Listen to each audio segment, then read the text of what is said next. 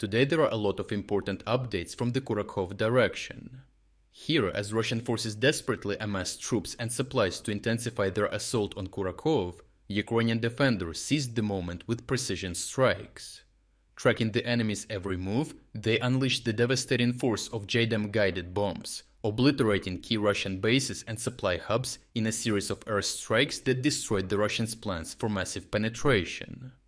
Russian forces had previously established a presence in the eastern part of Kurakhove, specifically in the Roya residential district, which provided staging grounds for urban operations. This encouraged an intensification of their assault on the town. However, the western Ukrainian-held part consists of two large districts of 9-floor high-rise buildings and the industrial zone around the Kurakhove Thermal Power Plant. A narrow gully separates the eastern and western parts of the town, exposing Russian forces in the open to Ukrainian fire from the high-rises. Russian positions on the eastern outskirts, consisting of one-story houses and a farm complex, were further disadvantaged as they were under constant fire control from Ukrainian forces in the high-rise areas. Despite their tactical disadvantages, Russian forces are pushing relentlessly to gain ground in the western part of Kurakhove, suffering severe losses as Ukrainian defenders decimate their assaults. However, to initiate any attack, the Russians must first deploy their forces into the part of the town they control. This has proven difficult, as Ukrainian drones maintain constant surveillance over the road connecting the Russian-held area of Kurakhove with their rear, complicating their movement and logistics. Combat footage from the area shows Russian armored vehicles being destroyed on the road to Kurakhove by FPV drones. The attrition caused by Russian columns forced many soldiers to abandon their vehicles and seek cover in nearby ditches or tree lines. This only slowed their elimination, as Ukrainian drone operators targeted and destroyed the remaining survivors. Many Russian tank crews, fearing brutal destruction from ammo detonations, which often obliterate tanks during intense assaults in Kurakhove, panicked and drove into ditches. As a result, most of the assaulting Russian forces were destroyed before reaching the town, forcing Russian command to order the survivors to dismount and hide in the eastern outskirts. Given the significant challenges Russian forces face in even reaching the outskirts of Kurakhove, they are attempting to gather forces for assaults as close to the town as possible. Ukrainian forces, recognizing the lack of cover and settlements for the Russians, have found it easier to detect movement and identify key logistical nodes.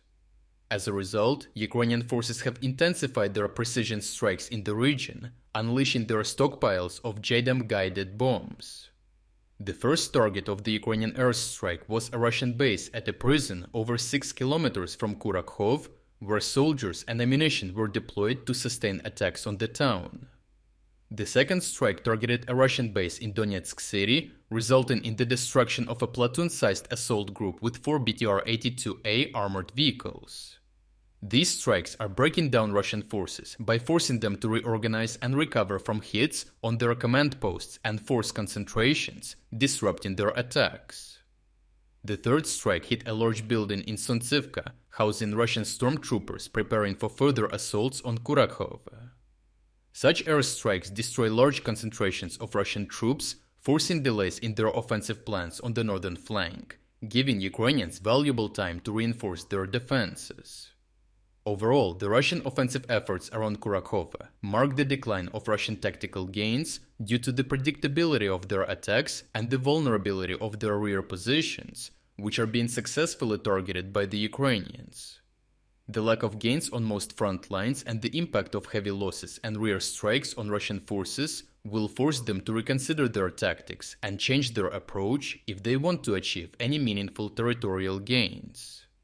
Ukrainian forces, on the other hand, managed to hold the Russian assaults and forced them to pause their attacks for a while, giving them time to further reinforce their defenses to more effectively counter future Russian attacks.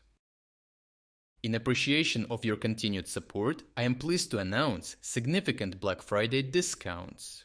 Right now, you can enjoy substantial 40% discounts on our exclusive strategic insights and tactical analysis videos.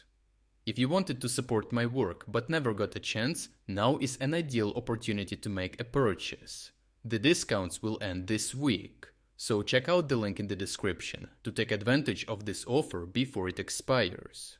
Your support is greatly valued.